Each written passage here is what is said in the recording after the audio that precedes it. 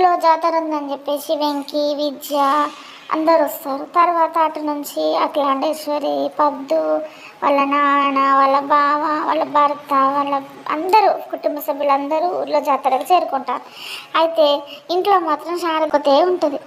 తను ఒకటి మనసులో బాధపడుతూ ఉంటుంది. ఏమనుకుంటుంది అంటే, వెంకీ విద్యలను ఇబ్బంది పెట్టాలని చూసే అఖిలలో ఉన్నట్టుండి ఈ మంచితనం అనే మార్పు ఎలా పుట్టుకొచ్చాయి? లేదు, ఆ గొంతులో ఏదో విషయం ఉంది. అఖిల నా బిడ్డల్ని ఖచ్చితంగా ఏదో ప్రమాదం తలపెట్టేలా ఉంది అని చెప్పేసి భయపడుతూ కంగారు పడుతూ వెంకీ వాళ్ళు ఉన్న జాతర కాడికి వెళ్దామని వెళ్ళుద్ది.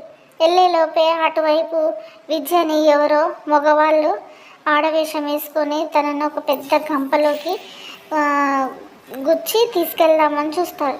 తనను మత్తు మంది ఇచ్చారా, ఎలా ఇచ్చారో తెలియదు. తన స్పృహ లేకుండా ఉంటుంది. తను తీసుకునే గంపలో కూర్చోబెడతా ఉంటారు. అది చూసిన శారద వెంకీ వెంకీ అని పిలుస్తుంది. అయితే తను వచ్చేటప్పుడు తల మీద ఆమె ఇట్లా ముసుగు వేసుకోకుండా వస్తుంది. కంగారులో వచ్చి అది చూసి వెంకీ వెంకీ అని పిలిస్తే ఆ వెంకీ మట్టుకు అఖిలాండేశ్వరి, వాళ్ళ బావ కృష్ణ వీళ్ళందరూ మాట్లాడుతూ ఉంటారు.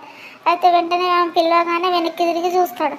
వెనక్కి తిరిగి చూసి అమ్మ అని చెప్పేసి అని నానా వెంకీ అని ఆమె అని పిలవగానే ఆ వెంకీ పరిగెత్తుకుంటూ వాళ్ళ అమ్మ దగ్గరికి వెళ్తాడు. వెంకిని పిలిచింది ఎవరు అని చెప్పేసి అఖిలాండేశ్వరి వాళ్ళ బావ ఇలా చూస్తారు. చూసిన తర్వాత సరిగ్గా కనిపించేది. కొంచెం ముందుకు వచ్చి చూస్తే శారద. అమ్మో, శారద ఏంటి ఇక్కడ ఉంది అన్నట్టుగా ఫ్రీజ్ అయిపోతుంది అఖిలాండేశ్వరి. తర్వాత వాళ్ళ బావ కూడా వచ్చి అంటాడు కదా, అమ్మ అఖిల, ఈ వెంకీ శారద కొడుగా ఈ వెంకిగాడు అని చెప్పేసి అంటాడు వాళ్ళ బావగారు.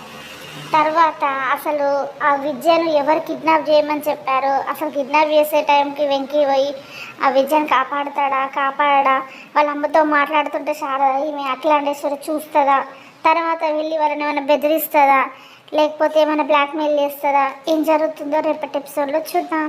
Thank you friends, subscribe my channel.